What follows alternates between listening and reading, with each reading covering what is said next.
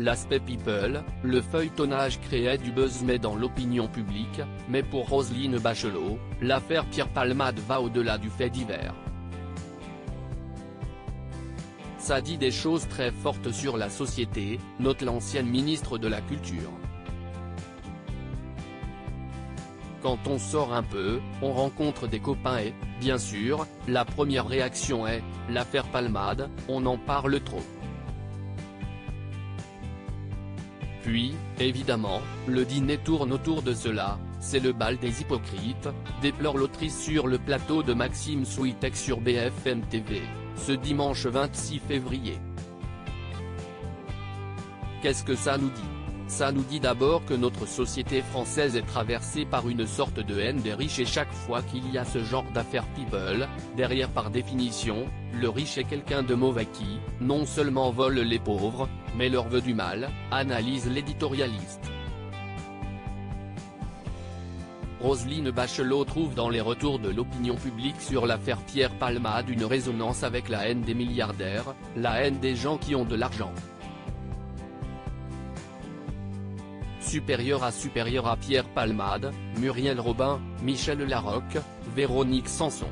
Les femmes de sa vie entre racisme et injustice, Roselyne Bachelot analyse l'affaire Pierre Palmade. Tout cela est finalement très incrusté dans la société française, poursuit-elle. Ensuite on se délecte de l'identité des personnes qui sont impliquées et, en particulier, qui ont des prénoms qui signent l'immigration. Faisant référence aux deux hommes qui accompagnaient Pierre Palmade dans le véhicule et ont pris la fuite après l'accident de la route qui a fait 3 blessés graves, le 10 février dernier, elle déplore, le sous-texte du racisme, de la haine de l'autre, est bien présent. Toujours d'après Roselyne Bachelot, l'affaire lève le voile sur les débats d'une justice qui ne serait pas la même pour tous et favoriserait les riches.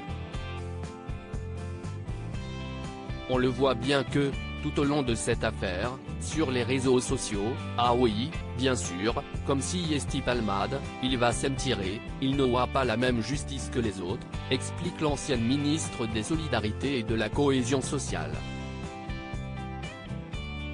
Enfin, elle évoque les soirées de chemsex, auxquelles s'adonnait l'acteur, si est-il le sentiment que tout augmente dans les rayons de supermarchés, sauf la cocaïne.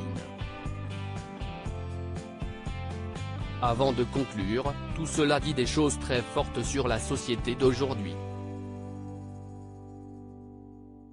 Crédit photo, capture d'écran BFM Télévision.